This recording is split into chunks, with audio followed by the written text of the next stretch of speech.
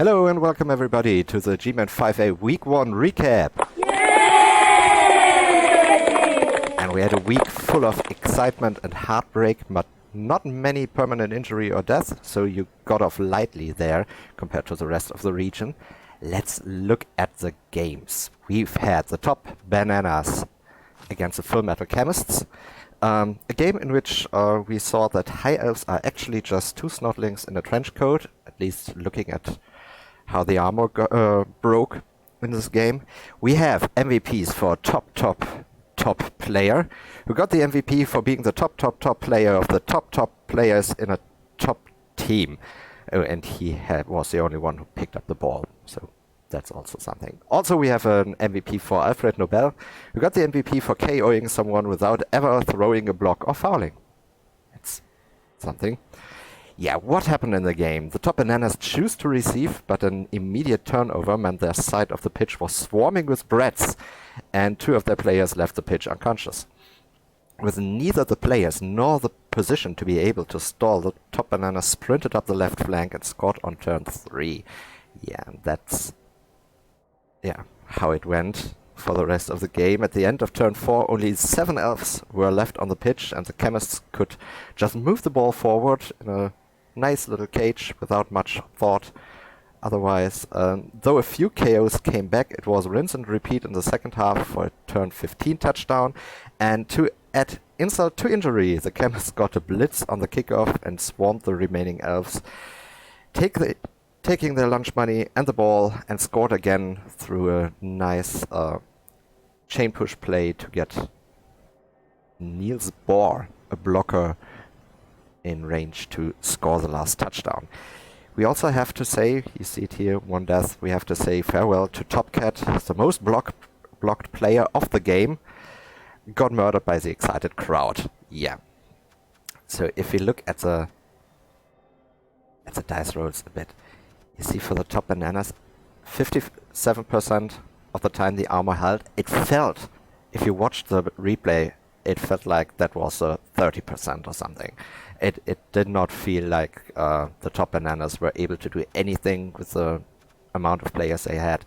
They tried to screen off the brats, but they had too few players to actually be able to completely screen the field. And brats are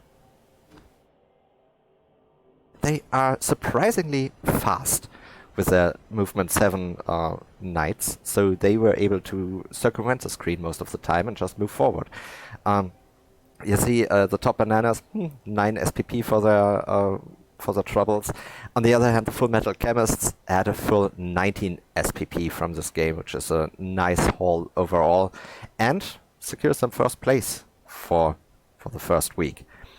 We had level ups on the teams. We had on the top bananas, top player, the MVP, got a level up, and he got dodge. Nice. Yeah, standard on an elf. And we had the Full Metal Chemists, who got, of course, another double on alignment, so they have another guard piece. Who needs blockers? Kjeldal says, as he rolls doubles on all his linemen to give them more guard. We also have had Johannes Brönstedt, who got tackle.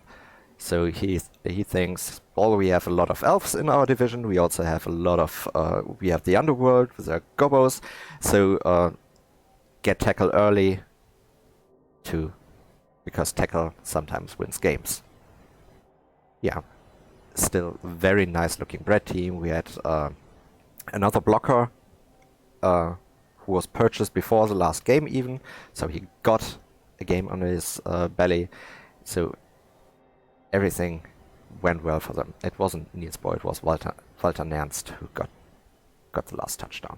Anyway, off to the next game, the Jurassic Sparks against How Good People Turn Evil. The rematch, the Jurassic Sparks won 2-0 in the Greenhorn Cup, but now it was a draw, a 1-1. And we have Oi of the River, who took out Temptation the zombie on turn 1 and continued to punch zombies while disregarding the ball and positioning, much to the delight of the fans and the MVP committee alike. And that's how you get an MVP. Bad Influence Friends, on the other hand, did his job and nothing else, punching reptiles or amphibians. They have scales and they are called lizards. But the law says they come from spawning pools, which means they should belong to the class amphibian, not the white god MVP. You know what's up. Yeah, what happened in the game? The Jurassic Sparks received, and the game starts off with a riot, which is normally nice for the receiving party because they have less turns they need to stall. Yeah, stepping out of line and running forward earned the Croxigore a claw to the face and a boot into the groin on turn 1. And on turn 2. While the Necro ganged up on the Croxigore, the Lizard snuck a cage far enough up the field to score on turn 5. Yeah, that's not really how stalling works, but they felt pressured enough to score early on the drive. So despite the riot, on turn 5 the score goes. Yeah, then despite trying his best to get the ball carrier to the ground by leaving him open to 1 dice, 2 dice, and dodging away from skinks, bad plays working, the Speed Wolf still held the ball on turn 8. And was about to score when his fellow werewolf losing to kill teams frenzied a Saurus right in front of his face. An upright and still very angry Saurus, and no one in the stadium saw any irony in that. Yeah, so it was 1-up for the Jurassic Sparks going into the halftime, but they were down in players when a blitz gave them a brief hope for a fast win in the second half, but a deep kick and conservative positioning meant they could not profit from it. Remembering the first half, bad plays working tried to stay as far away from his own team as possible and scored on turn 12. With only 6 players left for their drive, the Lizards could not move the ball safely up the field, but managed to defend it in a chaotic scramble for the last 3 turns. Yeah. It looks like with only 9 armor breaks that should actually be an even game, but those were 2 KOs and 4 injuries inflicted. So not many stunts here for the Lizards, and blocks were even, yards running relatively even. Also, Dice Roll's Croxigore behaved himself relatively well, even past the loner roll. So nothing much you can say in terms of bad dice, except for, yeah, if you went down, you went after.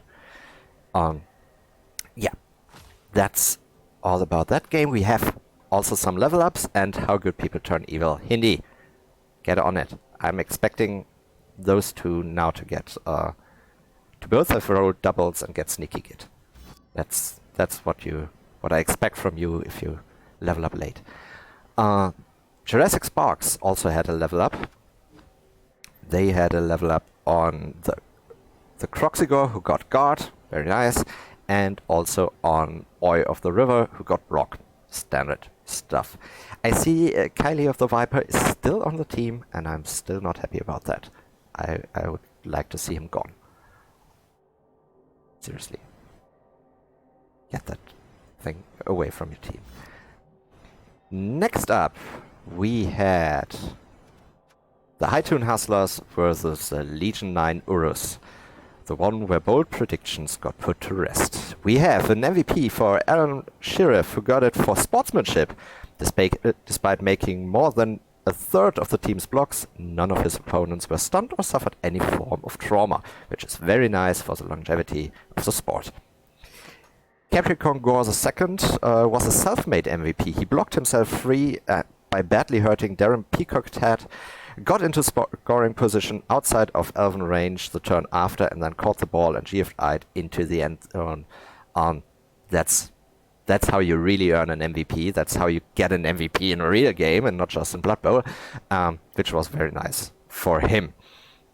Yeah, the game itself. The High Toon Hustlers choose to kick and set up very offensively, but the high kick was caught by Leogor, which stopped the first Elven pressure. Leogor, by the way, the Edgy 4 Beastman and dedicated ball carrier for Legion 9 Urus. The Chaos team then slowly condensed into a 4x4 square meat cube. Yeah, you can imagine 4 squares by 4 squares, the whole Chaos team inside it. Interesting fact about meat cubes, if you push on one side, a ball plops out the other end, which the elves promptly scooped up and carried off like sneaky little magpies. And what started out as a bait to get some hurting in ended with a hectic scramble for the Chaos to get the silverware back and a turn 7 touchdown for the High Toon Hustlers. Yeah, nice 1-0 up for the High Toon Hustlers in the opponent's drive. And then in the second half, the High Elves immediately started an offensive maneuver on the left flank, which was shut down by Legion 9 Urus before it could pose any danger. The whole Chaos team went in to form a wall, basically, in front of every Elven player on the left flank. The High Toon Hustlers then feinted right, but instead formed a cage in the empty center of the Chaos half of the pitch, from which they used their speed and agility to get into scoring position.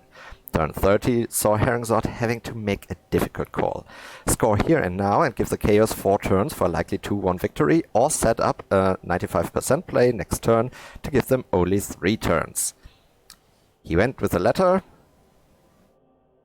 and yeah. 95% isn't anything but a 1 roll on a d20. Herringzord rolled a 1, which killed his catcher, but he got better thanks to the Epo, and left his ball carrier base with 2 Chaos players. They pushed him into the crowd right away, and the fans cheerfully broke his jaw. Leogor grabbed the thrown-in ball and brought it back into the higher half and passed it to Capricorn Gore II, who tied the game up. Turn 16. Yeah, if you look at the dice rolls, you have the High Toon Hustlers, looks incredibly normal, except for the casualties, maybe, until you realize all of these failures practically happened turn 13 onward. On the other hand, you have Legion 9 Urus, you have only some failure, but all of those happened in the first half of the game. So it was a very split game. Also, hindsight is 2020. Yeah, Herringzord would have won probably 2-1 had he scored turn 13.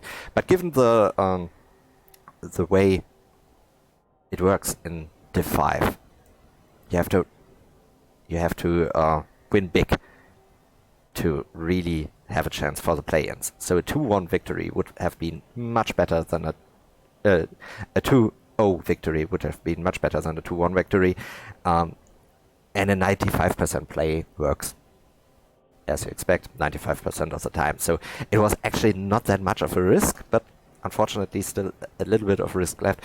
I would say it was the right call. I think everyone in the chat at the time seemed to think it was the right call, except for Dreamify, who just plans to win every game and therefore not need any good touchdown differential. Yeah. Anyway, we have some level ups. We have a level up on Shola Slemobi, the Blitzer, who got tackle. Yep. Same deal as before with the Bretts. Tackle in this division is very nice. We also have level up. We have 2 level ups on Legion 9 Urus. We had one on Leogor, who got dodge, nice on an edgy 4-piece, and also a double, so actually very nice for him. And we got standard block for Capricorn Gore II. I think that's fair because you already have the 2 Mighty Blow who can 1 in 9 all day. You need some 1 in 36s as well. Off to the last match. Speaking of Dreamify, it's somewhat engaged versus Chinese numbers, the one where all the violence happened. It was a game with the by far most, not by far, but the most casualties. As you see, both MVPs casualtied. Yeah, the Wood Elves got new shiny armor for the game, and what a bargain it was.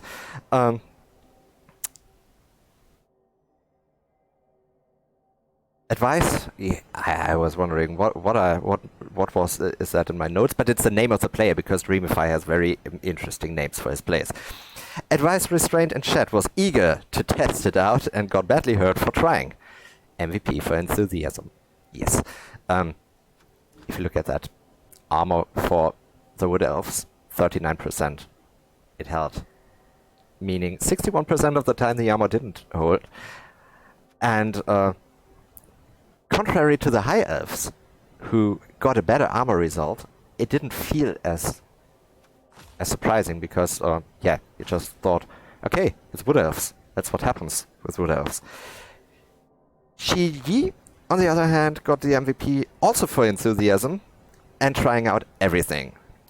Getting hit by a bomb, getting thrown, getting blocked, getting injured, all in his first league game, all in the first 6 turns, and he failed it all, except getting injured by landing on his spleen. Yeah. Some more Chinese numbers had Bomber Dribble Snot. He entered the pitch on their side, and his first bomb was promptly intercepted by Mentor the Treeman. To everyone's disappointment, nobody got hurt from it. Nobody got hurt by any of the bombs thrown in this game. The teams mostly stayed where they were, shouting obscenities at each other, while Bomber threw water bombs at everyone he could see. The Underworld started to engage turn 4, and the Elves disengaged up the left flank. At the end of the half, the Underworld resorted to drastic measures like throwing Bomber Dribblesnot and other gobbos at the cage, but to no avail, and the Woodies scored turn 8. A deep kick removes the threat of a 1-turn, instead a Wood Elf gets his leg smushed.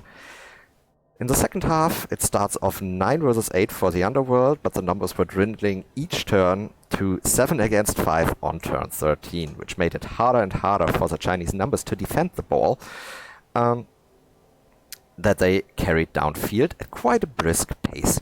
Despite this, the Underworld still tried to stall, knowing fair well what Dreamify could do given just a few turns. But what happens if you stall against Woodies? You get Admin a boost to the face.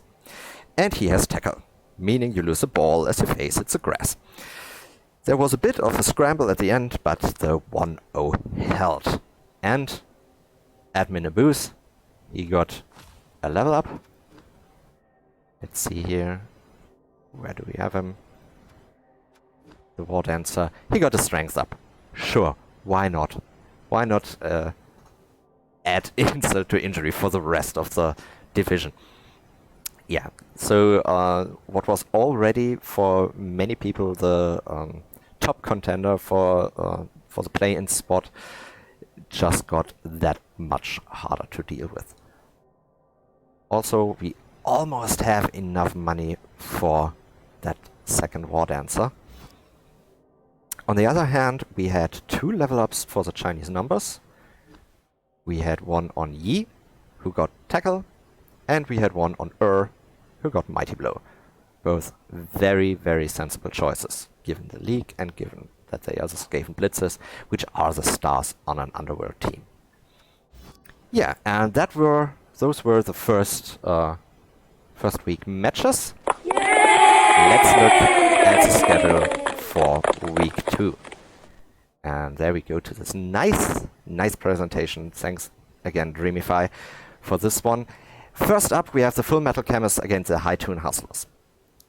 From the coach's point of view, I would say Herringzord, very experienced coach, did not look very out of place with the High Elves in his first match. Just got screwed by the dice, basically.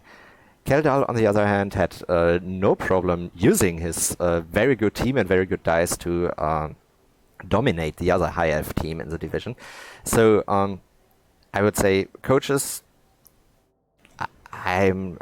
skill does not factor in my prediction for this one because I don't see much of a difference at the moment.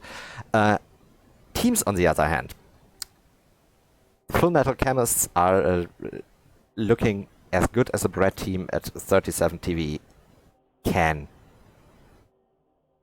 look. On the other hand, the High Toon Hustlers look very, very meh. They have 2 MNGs on the thrower and on the catcher. They just have one catcher and the two blitzers left as positionals. They will get lots of line fodder, which is nice, but it's not what you really want against those spreads. You will get the wizard though, so maybe you can do something with that. With the wizard and at least 3 dodgers, you might scoop up the ball and have a sneaky touchdown on their drive. But we have 2 guard, we have the tackle, this will be, we have the mighty blow. This will be lots of hurting coming the High Toon Hustlers way, and I don't see, with how the teams look at the moment, I don't see the Full Metal Chemists losing this. I would say this will be a 2-1 for the Brets. Next up, we have the Jurassic Sparks against Somewhat Engaged. Yeah, we have the Loner Skinks, we have the Herd Skink, who will get Admin a boost to the face. Let's face it. Those two will meet. Maybe multiple times, probably just once, and then we don't see the Viper anymore. Yeah, this is one that I don't see Dreamify losing. He has a very nice Wood Elf team for the TV. He has he's up against a not very developed Lizardman team. Because Skinks are still fast and stunty and dodgy, they will probably score once, but I would say Dreamify will score at least 2 times, maybe 3, but as he said, he's not up for scoring much. He's not going to win big, he's going to win every game. That's his plan, so I would say he will win 2-1 in this game. Next up, we have the Top Bananas against the Chinese Numbers. Both teams lost their first game. The High Elves, I would say, got the worst of it because they lost one of their blitzers. They don't have the money to replace him. They will not have the money to replace him probably after this game as well. So they are down positionals. The Skaven blitzers only got better, meaner, hurtier on the other Underworld team. So yeah, I don't see the High Elves coming out of this one very well. I would say this is the Chinese Numbers game. Even though Underworld normally need a bit to come online, this is exactly what is meant by that.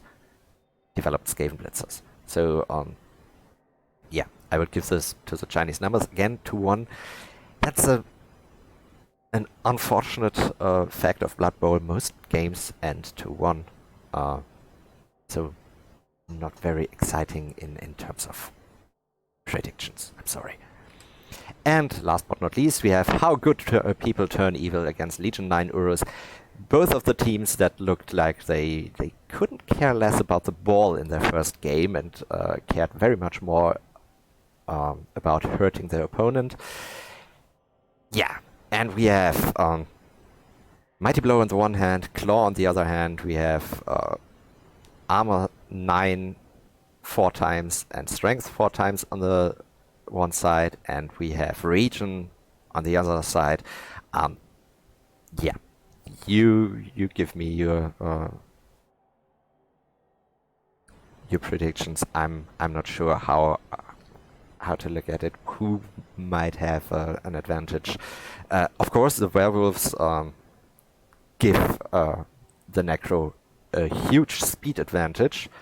On the other hand, the Necro have no ball handling skills whatsoever so far, and Legion 9 Urus have an edgy 4 dodge beastman. No tackle also. So yeah, I don't see any advantage for any team in this one. I would say it will be a 1-1